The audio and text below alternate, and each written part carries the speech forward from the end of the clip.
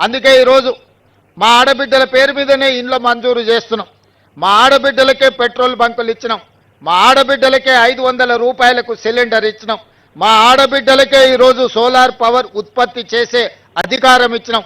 ఆడబిడ్డలకు ఆర్టీసీ బస్సులో ఉచిత ప్రయాణమే కాదు, బస్సులకు యజమానులను చేసినాం. అందుకే ఈనాడు మన ప్రభుత్వం ప్రజాపాలనలో, ఇందిరమ్మ రాజ్యంలో, సోనియా గాంధీ గారి నాయకత్వంలో ఈ దేశానికి రాష్ట్రపతిని చేసిన, ఈ దేశానికి ప్రధానమంత్రిని చేసిన, కేంద్ర మంత్రులను చేసిన, వివిధ రాష్ట్రాలలో మహిళలను ముఖ్యమంత్రులను చేసిన, ఈనాడు సీతక్కను, సురేఖమ్మను తెలంగాణ రాష్ట్రంలో మంత్రులను చేసిన, రేణుకా చౌదరి గారిని రాజ్యసభ, విజయశాంతి గారిని ఎమ్మెల్సీగా చేసిన అది కాంగ్రెస్ పార్టీ.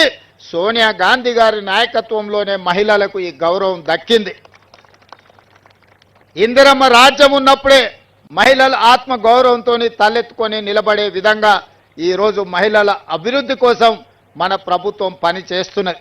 అందుకే ఈనాడు మహిళలను, మహిళా సంఘాలలో ఉన్న సభ్యులను, 1 కోటి మంది ఆడబిడ్డల్ని కోటీశ్వరులను చెయ్యాలన్న లక్ష్యంతో మన ప్రభుత్వం నిరంతరం ప్రయత్నం చేస్తుంది.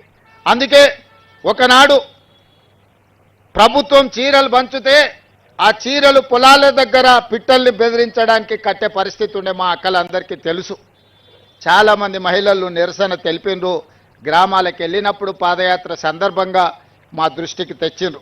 అందుకే ఈనాడు 1 కోటి మంది మహిళలకు, తెలంగాణ బిడ్డలకు సారే అంటే తల్లిదండ్రులు వాళ్ళ అన్నదమ్ముళ్ళు పెట్టే పండగ.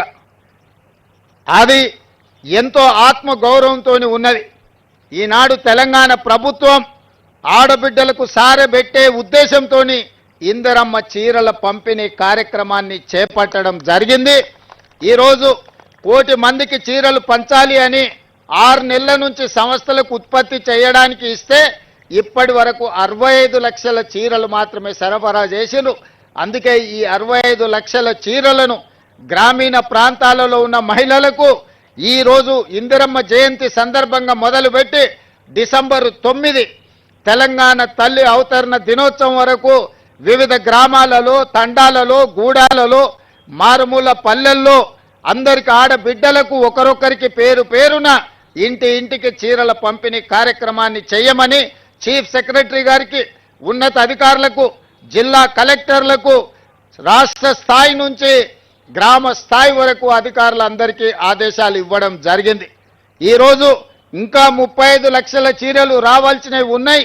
పట్టణ ప్రాంతాలలో, మున్సిపాలిటీలలో ఈ 35 లక్షల చీరలు మార్చి 1 నుండి మార్చి 8 తారీఖు అంతర్జాతీయ మహిళా దినోత్సవం లోపల మిగతా మహిళలకు కూడా ఈ 35 లక్షల చీరల పంపిణీ జరుగుతుంది.